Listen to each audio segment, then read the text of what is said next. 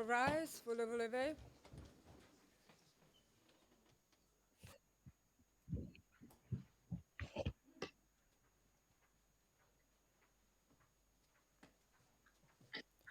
The International Residual Mechanism for Criminal Tribunals is now in session. L'audience du mécanisme international appelé à exercer les fonctions résiduelles des tribunaux pénaux est ouverte.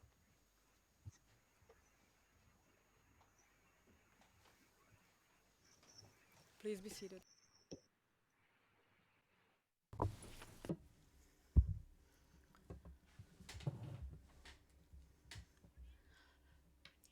Bonjour. Monsieur le greffier d'audience, veuillez appeler l'affaire, s'il vous plaît. Le greffier d'audience, bonjour. Mesdames et messieurs les juges, c'est l'affaire MTPI 1596A, le procureur contre Jovica Stanisic et Franco Simatovic. Merci, Madame la Présidente. La Présidente, merci. Bonjour encore une fois. Je suis Graciela Gatti Santana, juge président dans cette affaire. Mes collègues, Monsieur le juge Lee J. Mutoga, Madame la juge Aminata Rounanin Goum, Monsieur le juge Youssouf Aksar et Madame la juge Claudia Hofer sont les autres juges de la Chambre d'appel saisis dans cette affaire. Monsieur Stanisic, pouvez-vous suivre l'audience dans une langue que vous comprenez? Monsieur Stanisic, oui, Madame la Présidente. La Présidente, Monsieur Simatovic, pouvez-vous suivre l'audience dans une langue que vous comprenez? Monsieur Simatovic, oui, Madame la Présidente. Avant de commencer les présentations des parties, la Chambre d'appel, avec le consentement écrit de M. Stanisic, a exceptionnellement autorisé son assistant juridique, M. Joe Holmes, à le représenter à l'audience d'aujourd'hui. M. Wayne Jordache, conseil de M. Stanisic, a été autorisé à participer à l'audience par vidéoconférence. En outre, la Chambre d'appel a également fait droit à la demande présentée par Franco Simatovic en vue d'assister aujourd'hui au prononcé de l'arrêt par vidéoconférence depuis le quartier pénitentiaire des Nations Unies à La Haye. Je vais maintenant demander aux parties de se présenter. D'abord, l'accusation. L'accusation. Madame Beig. Bonjour, Mesdames et Messieurs les juges. Laurel Beig pour l'accusation, ainsi que mes collègues Alison de Burr, Sarah Horan et Kristen Keller, ainsi que notre commise à l'affaire Janet Stewart. Merci. La Présidente, maintenant, le conseil de M. Stanisic. Wayne Jordache. Bonjour, Mesdames et Messieurs les juges. Pour M. Stanisic, Joe Holmes et moi-même, Jane Jordache. La Présidente, maintenant, le Conseil de défense de M. Simatovic. Monsieur Bakrach, bonjour, Mesdames et Messieurs les juges, bonjour, Madame la Présidente, bonjour à tout le monde dans le prétoire et autour du prétoire. Aujourd'hui, la défense de M. Simatovic sera représentée par Vladimir Petrovic et moi-même, Mihailo Bakrach. Merci, la Présidente. Aujourd'hui, la Chambre d'appel prononce son arrêt dans l'affaire Le procureur contre Jovica Stanisic et Franco Simatovic en application de l'article 114D du règlement de procédure et de preuve. Il s'agit d'un événement marquant dans le mandat du mécanisme qui est de poursuivre l'exercice de la compétence matérielle, temporelle et personnelle du Tribunal international pénal pour l'ex-Yougoslavie, ou le TPY, qui a fermé ses portes en 2017. La Chambre d'appel prononce aujourd'hui le dernier arrêt en relation avec des affaires relevant initialement de la compétence du TPY et concernant des crimes internationaux commis sur le territoire de l'ex-Yougoslavie depuis 1991. Je vais à présent lire le résumé de l'arrêt. Ce résumé ne fait aucunement partie de l'arrêt officiel et faisant foi rendu par la Chambre d'appel. Des exemplaires de l'arrêt seront distribués aux parties à la fin de l'audience. Pour ce qui est du contexte, la procédure contre Jovica Stanisic et Franco Simatovic a commencé devant le TPY en 2003, après que tous les deux ont été mis en accusation et arrêtés. Le 30 mai 2013, une chambre de première instance du TPY a prononcé les acquittements de Jovica Stanisic et de Franco Simatovic pour tous les chefs d'accusation. Le 9 décembre 2015, la chambre d'appel du TPY a fait droit en partie à l'appel interjeté par l'accusation, annulé la décision d'acquitter les deux accusés et a ordonné que tous les chefs d'accusation fassent l'objet d'un nouveau procès. Après la comparution initiale et la phase de mise en état, le nouveau procès a commencé en juin 2017 devant la Chambre de première instance du mécanisme et s'est conclu par le prononcé du jugement le 30 juin 2021. La Chambre de première instance a déposé son jugement écrit le 6 août 2021. Pendant la période visée en l'espèce, Jovica Stanisic occupait la fonction de directeur adjoint et plus tard de directeur du service de la sûreté de l'État au sein du ministère de l'Intérieur de la Serbie, que je désignerai par, entre guillemets, service de la sûreté de l'État. Franco Simatovic était l'un des officiers du renseignement les plus haut gradés de ce service. La Chambre de première instance a conclu que Jovica Stanisic et Franco Simatovic, en organisant l'entraînement puis le déploiement de forces serbes pendant la prise de Bosanski Shamac, Bosnie-Herzégovine, en avril 1992, avaient aidé et encouragé la commission des crimes visés en l'espèce dans cette municipalité, y compris, entre autres actes, des détentions arbitraires, le travail forcé, des mauvais traitements et des actes de torture, des actes de violence sexuelle et le meurtre de non-serbes. Ces crimes et ces actes de violence ont contraint les non-serbes à fuir la municipalité. La Chambre de première instance a déclaré Jovica Stanisic et Franco Simatovic coupables des chefs d'accusation 1 à 5 de meurtre, une violation des lois et coutumes de la guerre, de meurtre, persécution, expulsion et transfert forcé des crimes contre l'humanité.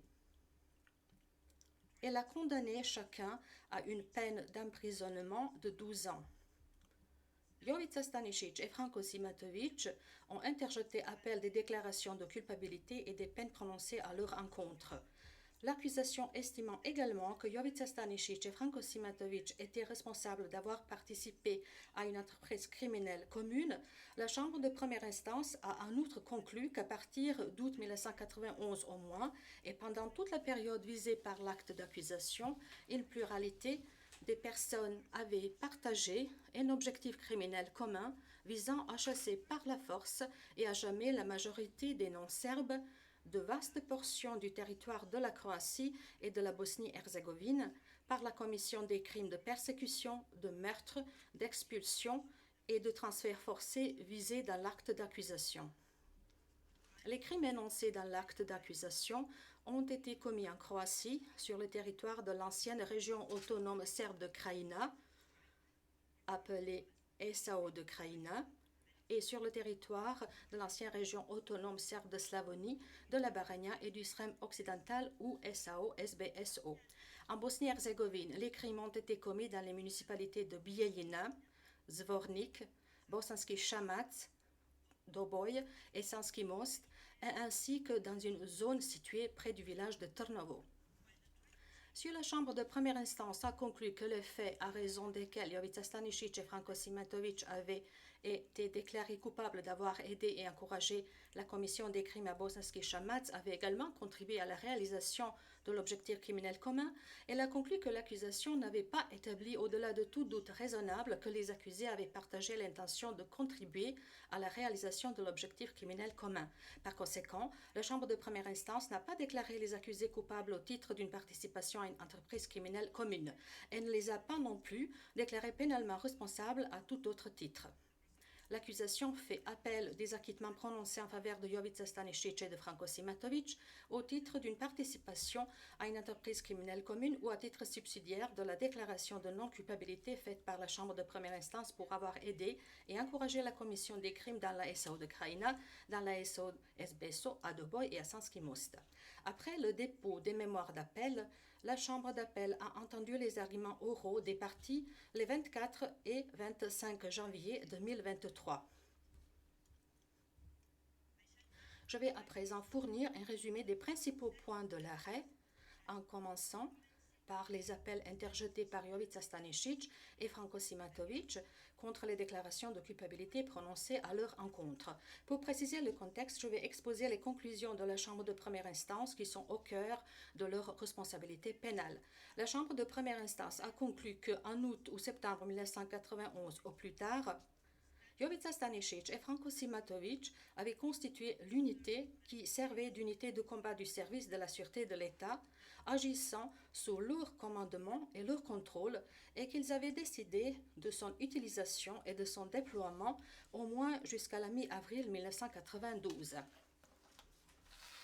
Il a conclu que, vers la fin de l'année 1991, Jovica Stanisic et Franco Simatovic avaient créé le camp d'entraînement de Lejimir à Fruška Gora, Serbie, puis avaient créé le camp d'entraînement de Pajzoš de l'autre côté de la frontière à Ilok, Croatie. La Chambre de première instance a conclu que ces camps avaient fonctionné sous leur autorité au moins jusqu'au mois de mars ou d'avril 1992. La Chambre de première instance a également conclu qu'au camp de Lejimir et de Pajzoš, des membres de l'unité avaient formé environ 20 habitants de Bosanski Shamac et un groupe d'anciens officiers de police de la SAO-SBSO, et que ce dernier groupe avait été incorporé à l'unité en mars 1992. La Chambre de première instance a conclu que le 10 avril 1992, ou vers cette date, Franco Simatovic s'était adressé à des membres de l'unité et à des habitants de Bosanski Shamac.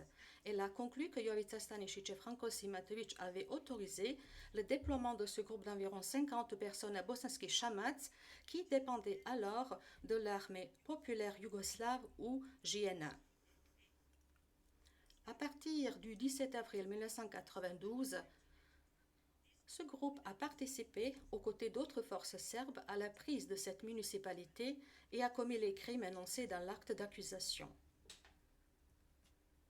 La Chambre de première instance a conclu que, en formant et en déployant ce groupe, Jovica Stanisic et Franco Simatovic avaient apporté une aide matérielle qui avait eu un effet important sur la commission des crimes à Bosanski Shamac. Elle a également conclu que les deux accusés savaient que leurs actes contribuaient à la commission de ces crimes et qu'ils avaient connaissance des éléments essentiels des crimes, y compris de l'intention des auteurs. La Chambre de première instance les a par conséquent déclarés coupables d'avoir aidé et encouragé les crimes de persécution, d'assassinat, d'expulsion et de transfert forcé. Je vais à présent examiner l'appel interjeté par Jovica Stanisic contre les déclarations de culpabilité prononcées à son encontre. Dans les moyens d'appel 1 et 2, Jovica Stanisic conteste la conclusion de la Chambre de première instance selon laquelle l'élément matériel constitutif de la responsabilité pour aide et encouragement avait été établi s'agissant de la prise de Bosanski Shamac.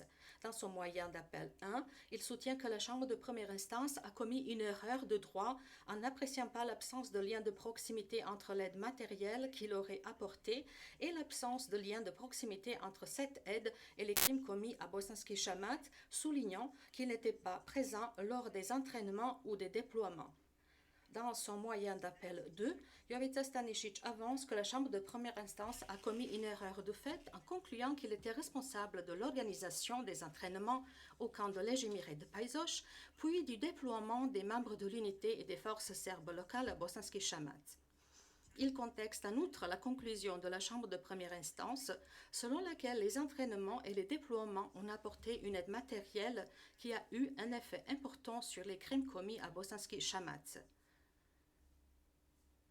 Comme il est précisé dans l'arrêt, la Chambre d'appel conclut que Jovica Stanisic n'a pas démontré que la Chambre de première instance avait commis une erreur de droit ou de fait en concluant que l'élément matériel constitutif de la responsabilité pour avoir aidé et encouragé la commission des crimes à Bosanski Shamac avait été établi. Les moyens d'appel 1 et 2 sont rejetés. Dans ces moyens d'appel 3 et 4, Jovica Stanisic conteste la conclusion de la Chambre de première instance selon laquelle il possédait l'intention requise s'agissant de la responsabilité pour aide et encouragement. Il fait valoir que la Chambre de première instance a appliqué un critère moins rigoureux s'agissant de l'élément moral en ne tenant pas compte de plusieurs éléments et en limitant son analyse à la connaissance qu'il avait des crimes commis précédemment, et à la connaissance qu'il avait de la probabilité générale que des crimes seraient ultérieurement commis dans le cadre d'opérations militaires serbes. Jovica Stanisic ajoute que la Chambre de première instance a commis une erreur en accordant trop de poids à des preuves de crimes antérieurs commis en Croatie et en Bosnie-Herzégovine à la fin de l'année 1991 et au début de l'année 1992, compte tenu de l'absence de similitudes convaincantes avec la planification, la préparation ou l'exécution des crimes commis à Bosanski Shamac. Il avance que la Chambre de première instance n'a pas accordé suffisamment de poids à des éléments selon lesquels les entraînements et les déploiements auraient pu avoir lieu dans le cadre d'activités légales, son absence de participation à la planification de la prise de la municipalité et au crime, et l'absence d'intention criminelle des auteurs principaux pendant les entraînements et les déploiements. Pour les motifs exposés dans l'arrêt, la Chambre d'appel conclut que Jovica Stanisic n'a pas démontré que la Chambre de première instance était tenue en droit de tenir compte des éléments dont il dresse la liste pour dégager des conclusions sur son intention, ni qu'elle avait commis une erreur en appliquant un critère moins rigoureux s'agissant de l'élément moral. Il n'a pas non plus démontré que la Chambre de première instance avait commis une erreur en concluant que l'élément moral requis pour avoir aidé et encouragé la commission des crimes à Bosanski Shamac avait été établi. Les moyens d'appel 3 et 4 soulevés par Jovica Stanisic sont rejetés. Je vais me pencher maintenant sur les moyens d'appel soulevés par Franco Simatovic contre les déclarations de culpabilité prononcées à son encontre.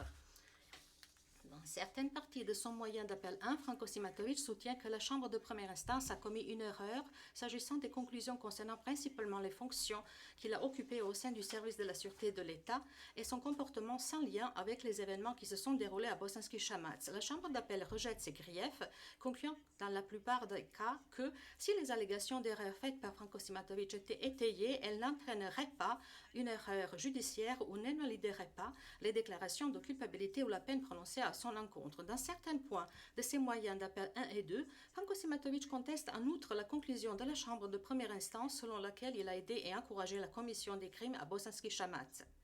Sur des points essentiels, Franco Simatovic soutient que la Chambre de première instance a commis une erreur en concluant qu'il avait créé l'unité et que celle-ci fonctionnait sous son contrôle, qu'elle a commis une erreur en se fondant sur les témoignages de deux témoins complices, qu'elle a commis une erreur en ce qui concerne les entraînements qui se sont déroulés au camp de Paizoche et de Lejimir, ainsi que l'autorité qu'il exerçait sur ces camps et sur l'unité, qu'elle a commis une erreur en ce qui concerne le rôle qu'il a joué en donnant des instructions aux membres de l'unité et aux forces serbes locales à Bosanski Shamac et en les déployant, et qu'elle a commis une erreur en ne tenant pas suffisamment compte du rôle qu'a joué la JNA dans le cadre des entraînements et des déploiements. Franco Simatovic soutient également que la Chambre de première instance a commis une erreur en ce qui concerne les conclusions sur la composition et les entraînements de l'unité des forces serbes locales et sur la connaissance qu'il avait des crimes commis à Bosanski Shamac. La Chambre d'appel conclut que la Chambre de première instance a commis une erreur en concluant que les habitants de Bosanski Shamac suivaient des entraînements au camp de Lejimir, mais que Franco Simatovic n'a pas démontré que cette erreur avait entraîné une erreur judiciaire. En ce qui concerne ces autres griefs, la Chambre d'appel conclut que Franco Simatovic n'a pas démontré que la Chambre de première instance avait commis une erreur en ce qui concerne les conclusions qu'il conteste en appel. Les arguments de Franco Simatovic relativement à sa responsabilité pour avoir aidé et encouragé la commission des crimes à Bosanski Shamac, exposés dans ses moyens d'appel 1 et 2, sont rejetés.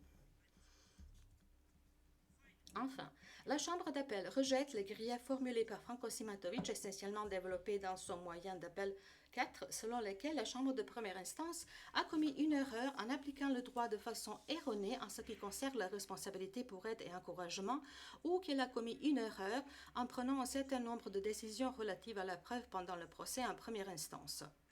Je vais maintenant aborder la question des appels interjetés contre la peine par Jovica Stanisic et Franco Simatovic. Dans son moyen d'appel 5, Jovica Stanisic soutient que la Chambre de première instance, sans fournir de motifs suffisants, a outrepassé son pouvoir discrétionnaire et imposé une peine manifestement disproportionnée de 12 ans d'emprisonnement en appréciant à tort la gravité des infractions et en omettant de personnaliser la peine en se fondant sur le fait qu'il a contribué au crime de façon lointaine et minime. Il avance que la Chambre de première instance s'est fondée à tort sur des peines prononcées dans des affaires du TPY qui n'étaient pas compatibles avec sa situation et qu'elle n'a pas tenu compte d'autres peines plus appropriées. Pour les motifs exposés dans l'arrêt, la Chambre d'appel conclut que Jovica Stanisic n'a pas démontré que la Chambre de première instance avait commis une erreur d'appréciation, ni qu'elle avait imposé une peine déraisonnable. Dans ses moyens d'appel 6 à 8, Jovica Stanisic conteste la manière dont la Chambre de première instance a apprécié les circonstances atténuantes. La Chambre d'appel conclut que Jovica Stanisic, compte tenu du fait qu'il n'a pas présenté d'arguments à l'audience se rapportant aux circonstances atténuantes, a renoncé à son droit de faire valoir de nouvelles circonstances atténuantes en appel et soutient que la Chambre de première instance a commis une erreur en ne les examinant pas. Après avoir examiné les griefs formulés par Jovica Stanisic en ce qui concerne les circonstances atténuantes dont la Chambre de première instance a tenu compte, la Chambre d'appel conclut qu'il n'a pas démontré qu'une erreur avait été commise. La Chambre d'appel rejette les moyens d'appel 5 à 8 soulevés par Jovica Stanisic. Dans son moyen d'appel 3, Franco Simatovic conteste la décision rendue par la Chambre de première instance de le condamner à 12 ans d'emprisonnement. Il soutient que la Chambre de première instance a commis une erreur en appréciant la gravité des infractions, l'abus de pouvoir qu'il a commis en tant que circonstance aggravante, ses circonstances atténuantes et en comparant son affaire avec d'autres affaires du TPY.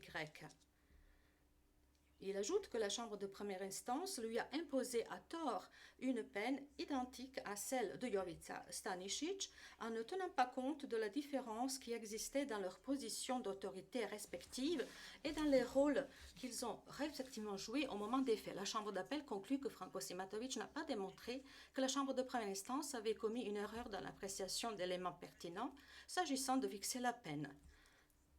La Chambre d'appel rejette le moyen d'appel 3 de Franco Simatovic. Et maintenant, je vais très brièvement résumer les moyens d'appel de l'accusation. Dans son moyen d'appel 1A, l'accusation avance que la Chambre de première instance a commis une erreur de droit en appréciant ce qui constitue une contribution à la réalisation du but criminel commun qu'elle ne s'est pas prononcée ou n'a pas motivé sa décision sur des contributions alléguées ou autrement qu'elle a commis une erreur en ne concluant pas que Jovica Stanisic et Franco Simatovic avaient contribué à la réalisation de l'objectif criminel commun qui était de chasser par la force et à jamais la majorité de non-serbes de vastes régions de la Croatie et de la Bosnie-Herzégovine au-delà de leur contribution à Bosanski Šamac.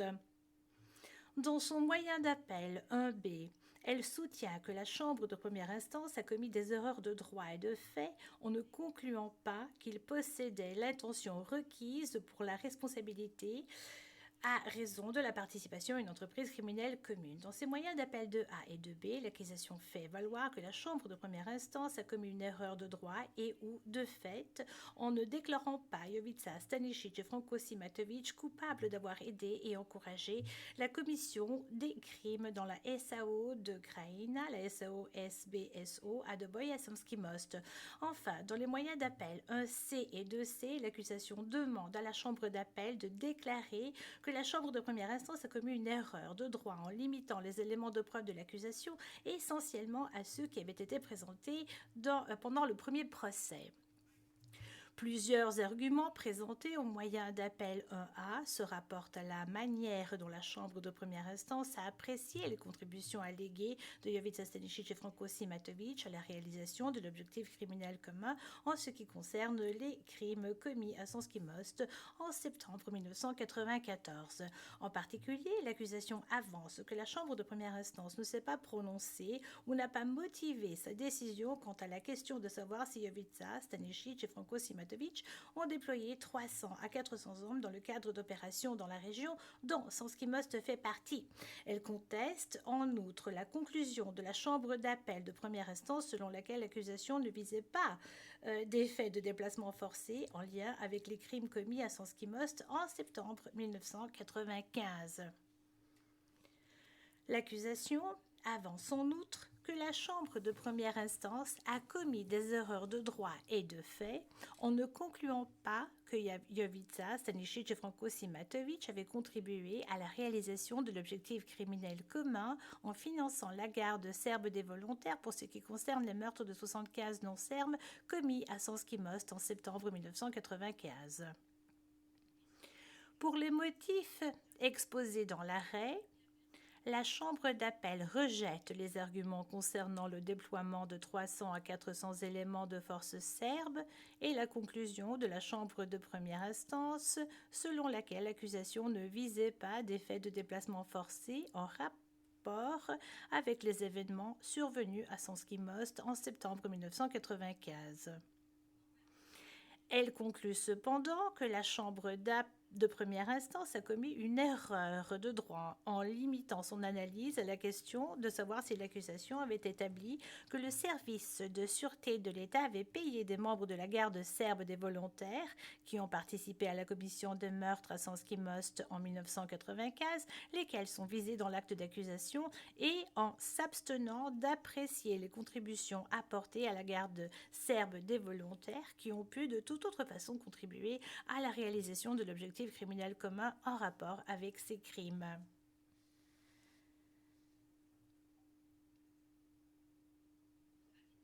Après avoir passé en revue le dossier, la Chambre d'appel conclut que l'accusation a montré, au-delà de tout doute raisonnable, qu'au moins à partir de décembre 1995 et jusqu'à la fin de l'année 1995, et en particulier aux alentours de la période des meurtres à Sanski Most visés dans l'acte d'accusation, le service de la sûreté de l'État a payé petit i des personnes qui ont dirigé la garde serbe des volontaires et ou lui ont donné de l'argent de petit i, un nombre important de membres de la garde serbe des volontaires et 3 petits i, des sommes importantes à la garde serbe des volontaires à peu près au même moment. Comme il est expliqué dans l'arrêt, la Chambre d'appel conclut également que l'accusation a montré au-delà de tout doute raisonnable que Jovica Stanisic et Franco Simatovic étaient conjointement responsables de paiements effectués au moment de la commission des meurtres à Sanski Most visés dans l'acte d'accusation et que, avec ces paiements, ils ont tous les deux contribué sensiblement à la réalisation de l'objectif criminel commun et en particulier à la commission de crimes visés dans l'acte d'accusation. La Chambre d'appel rappelle que l'importance de la contribution d'un accusé à l'objectif criminel commun est utile pour apprécier l'intention de cet accusé au regard de sa responsabilité alléguée en raison de la participation à une entreprise criminelle commune. Dès lors que la Chambre de première instance n'a pas examiné les contributions de Stanisic et Simatovic à l'objectif criminel commun s'agissant des meurtres commis à Sanski Most en septembre 1995, qui sont visés dans l'acte d'accusation, les conclusions qu'elle n'a tirées en vertu de la responsabilité sont... La Chambre d'appel a donc évalué les éléments de preuve et la Chambre donc a examiné ces éléments de preuve et a conclu qu'il n'a pas été établi que Stanisic et Simatovic avaient partagé l'intention de contribuer à la réalisation de l'objectif criminel commun. Au terme de cet examen, et pour les motifs exposés dans l'arrêt de la Chambre d'appel conclut qu'il n'a pas été montré, au-delà de tout doute raisonnable, qu'au moins à partir de ce moment où Stanisic et Simatovic ont organisé l'entraînement des meurtres de l'unité des forces serbes locales au camp de Pajzoš et ensuite leur déploiement pendant la prise de Bosanski Shamac en 1992 et pendant toute la période de la commission des crimes à Sanski Most en septembre 1994, Jovica Stanisic et Franco Simatovic avaient partagé l'intention de contribuer à la réalisation de l'objectif criminel commun qui était de chasser par la force et à jamais la majorité de non-serbes de vastes portions du territoire de la Croatie et de Bosnie-Herzégovine en commettant les crimes visés dans l'acte d'accusation. Il a également été montré au-delà de tout doute raisonnable que Stanisic et Simatovic avaient tous les deux eu l'intention de commettre les crimes sous-jacents visés dans l'acte d'accusation. Par conséquent, la Chambre d'appel fait droit en partie au moyen d'appel 1 de l'accusation et déclare Jovica Stanisic et Franco Simatovic responsables en application de l'article 1 du statut du mécanisme et de l'article 7.1 du statut du TPIY pour avoir commis des actes sur le fondement de leur participation à une entreprise criminelle commune. Ainsi, Jovica Stanisic et Franco Simatovic sont responsables de crimes visés dans l'acte d'accusation commis par les auteurs principaux dont le comportement est imputable à Jovica Stanisic et Franco Simatovic ou à d'autres membres de l'entreprise criminelle commune. Après l'examen des conclusions de la Chambre de première instance et des pièces pertinentes du dossier, il s'agit des crimes commis en Bosnie-Herzégovine, à Bijeljina, à partir de la fin du mois de mars 1992, à Zvornik en avril 1992, à Bosanski Shamac à partir d'avril 1992, à Doboj en mai 1992, à Sanski Most en avril et en mai 1992, à Tornovo en juillet 1995 et à Sanski Most en septembre 1995. La Chambre d'appel conclut également que Jovica Stanisic et Franco Simatovic sont responsables de meurtres commis à Daljska Planina dans la SAO SBSO Croatie en juin 1992. Dans la mesure où la participation à une entreprise criminelle commune rend mieux compte de toute l'étendue du comportement criminel de Stanisic et Simatovic relativement aux crimes commis à Bosanski Shamac, la Chambre d'appel annule les déclarations de culpabilité prononcées contre eux pour aide et encouragement pour les mêmes faits. La Chambre d'appel rejette pour le surplus d'appels interjetés par l'accusation qui fait état d'erreurs en ce qui concerne les contributions apportées par Stanisic et Simatovic à l'entreprise criminelle commune de responsabilité pour aide et encouragement et la décision de la Chambre de première instance de limiter la présentation de nouveaux éléments de preuve lors du nouveau procès. La Chambre d'appel a examiné l'incidence d'une culpabilité plus lourde retenue à l'encontre de Stanisic et Simatovic en évaluant la pertinence des peines à leur infliger. En examinant l'ensemble des circonstances pertinentes, la Chambre d'appel fait par exemple observer que Stanisic et Simatovic n'ont pas conclu qu'ils n'avaient pas participé à la planification ou à l'exécution de l'un quelconque des crimes dont ils ont été déclarés coupables. Il n'a pas non plus été établi que l'un ou l'autre des accusés avait donné des ordres à l'un ou à l'autre des auteurs ou avait eu une autorité sur le moment des crimes étaient commis. Enfin, la Chambre d'appel a conclu que la peine de 12 ans infligée à chacun des accusés par la Chambre de première instance se tend vers la fourchette haute de ce qui constitue un exercice raisonnable du pouvoir d'appréciation en matière de la peine. Ces circonstances sont un point important pour les besoins de la fixation de la peine par la Chambre d'appel. Je vais à présent lire le dispositif. Donc, je vous demanderai de bien vouloir vous lever, Monsieur Stanisic. Et s'agissant de Monsieur Simatovic, compte tenu qu'il nous suit du quartier pénitentiaire des Nations Unies, vous pouvez rester assis en raison des questions techniques.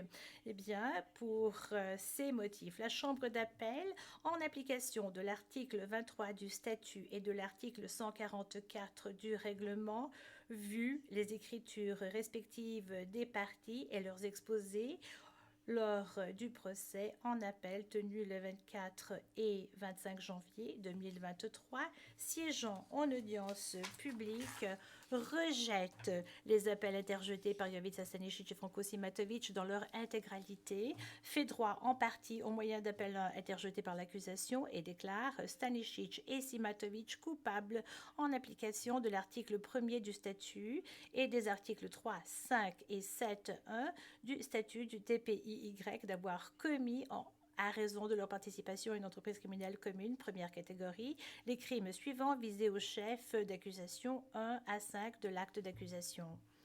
1. Expulsion et actes inhumains, transfert forcé et persécution de crimes contre l'humanité commis en lien avec la prise de Bijeljina. 2. Meurtre, une violation de loi ou coutume de la guerre, ainsi qu'assassinat, expulsion et actes inhumains, transfert forcé et persécution des crimes contre l'humanité commis en ce qui concerne la prise de Zvornik. 3. Meurtre, une violation des lois ou coutumes de la guerre ainsi qu'assassinat, expulsion et actes inhumains, transferts forcés et persécution, des crimes contre l'humanité commis en lien avec la prise de Bosanski-Shamatz. 4. Actes inhumains, transferts forcés et persécution, des crimes contre l'humanité commis pendant la prise de Doboy. 5. Expulsion et actes inhumains, transferts forcés et persécution des crimes contre l'humanité commis à Sanski-Most en avril et en mai 1992. 6. Meurtre, une violation des lois ou coutumes de la guerre, ainsi qu'assassinat et persécution des crimes contre l'humanité commis à Tornovo en juillet 1995 et à Sanski-Most en septembre 1995. 7. Meurtre, une violation de lois ou coutumes de la guerre, ainsi qu'assassinat et persécution des crimes contre l'humanité pour le meurtre de Maria Senachi à Dalska Planina dans la SAO-SBSO en juin 1992. Annule la conclusion de la Chambre de première instance selon laquelle Stanisic et Sematovic sont responsables en application de l'article 1er du statut et de l'article 7.1 du statut du TPY d'avoir aidé et encouragé les crimes visés au chef 1 à 5 de l'acte d'accusation commis à Bosanski-Shamatz. Rejette l'appel de l'accusation pour le surplus, annule la peine de 12 ans d'emprisonnement infligée à Stanisic et le condamne à une peine de 15 ans d'emprisonnement, les 2634 jours qu'il a passés en détention au 31 mai 2023 étaient à déduire de cette peine conformément aux articles 127C et 131 du règlement. Annule la peine de 12 ans d'emprisonnement infligée à Franco Simatovic et le condamne à une peine de 15 ans d'emprisonnement, les 3048 jours qu'il a passés en détention au 31 mai 2023 étant à déduire de cette peine conformément aux articles 125C et 131 du règlement. Dit que le présent arrêt est exécutoire immédiatement, conformément à l'article 147A du règlement, et ordonne que, en application des articles 127C et 131 du règlement, Jovica, Stanisic et Franco Simatovic resteront sous la garde du mécanisme dans l'attente de la conclusion d'un accord pour le transfert vers l'État où ils devront purger leur peine. La présente affaire est close et l'audience est levée.